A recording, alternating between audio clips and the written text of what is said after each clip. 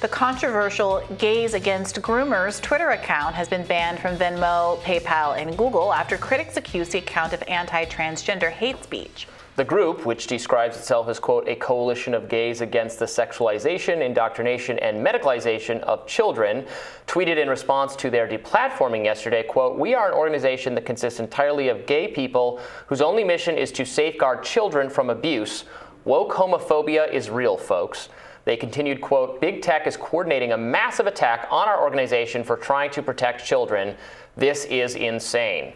And it's hard to see any kind of justification from the companies that are the social media companies, the financial transaction companies that have taken action against them. I'm not really seeing a tangible accusation of what exactly they did wrong that says they violated the user agreements of Venmo and PayPal. Look, they're clearly like libs of TikTok. That is, I think, the best parallel for what they're doing. They're kind of calling out trans gender surgeries and trans,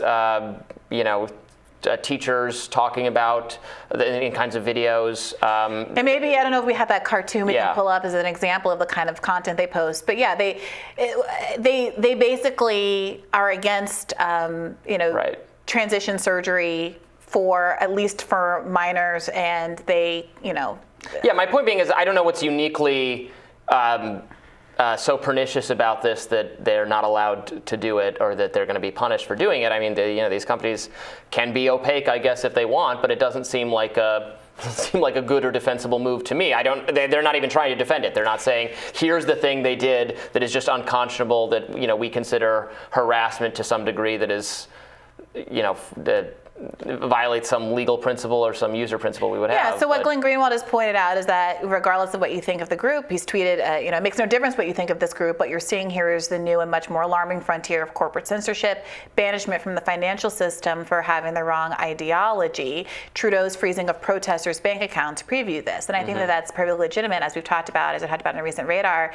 So much of the focus of, government oppression, the FBI overreach, et cetera, has been focused on the left. So I think it makes sense for leftists in particular to be really wary of companies' ability to basically advance the political interests of the prevailing majorities.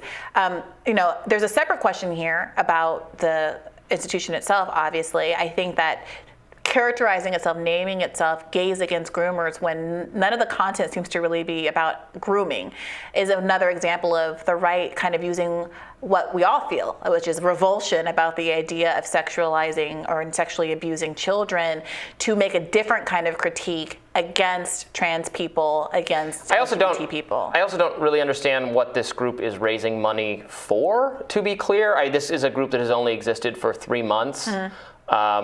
Libs of TikTok is just like one person who's doing all of this. What is this? So I know who's behind this organization. I think it's a woman, a lesbian, who was on Tucker. I don't know if we have the clip of that. She was on. I saw that interview or I at least saw that it happened on social media. I don't know what are they organizing? Are they doing activism, or is it just? They're selling merchandise if you go to their website. Look, so if it's some kind of cynical cash grab against the transgender movement, then. But I would still say I don't know why they're not that's like the Black Lives Matter movement engages in some cynical cash grabbing. We've all had criticism of that. Yeah. I saw Sean King just got himself, or there was some reporting on him. Did you see that yesterday? There's some damning reporting on him in either the Huffington Post or BuzzFeed or maybe the Daily Beast, some other's sympathetic. Yeah, I'm not sure what these Gays Against Groomers. I'm not bringing that up for any reason. I'm just are about, but I do think that if there's a way that doing stuff like this, cutting off their financials, basically empowers them and takes them from being 100%. A nothing group to a group that now people want to fund. A similar thing happened with the rhetoric around, the Kenosha shooter young man. Kyle Rittenhouse. That some of the reporting, which initially wasn't very accurate about who he shot and a lot of misinformation going on there, caused people to lend him, I would argue, more sympathy than he actually warranted, having, killed people.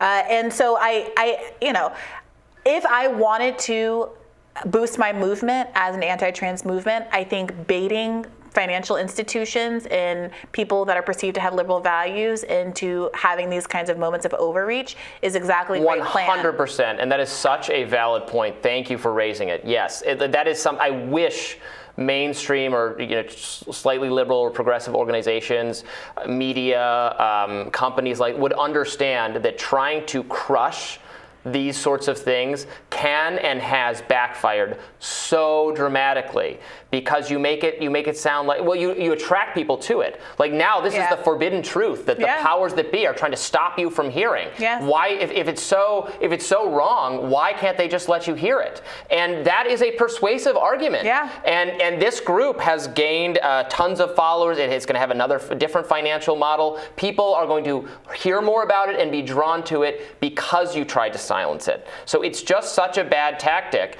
Absent some legitimate reason, where did they dox someone? Did they violate some obvious user policy? Right. Are they engaged in some kind of financial fraud? They're not claiming any of that. Right. It just sounds like they're engaged in anti-trans rhetoric, and we don't like that. So we're going to punish that, even though we wouldn't generally punish speech or anything else. They don't have a general policy against that kind of thing.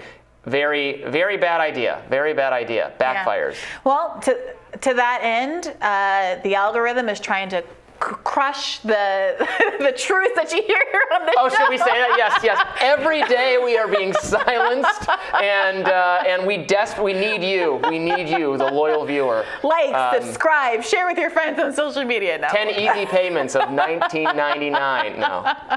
Yeah. And we throw in a free T-shirt. We don't have T-shirts. We used to have coffee mugs, but they all say Crystal and Sagar on them.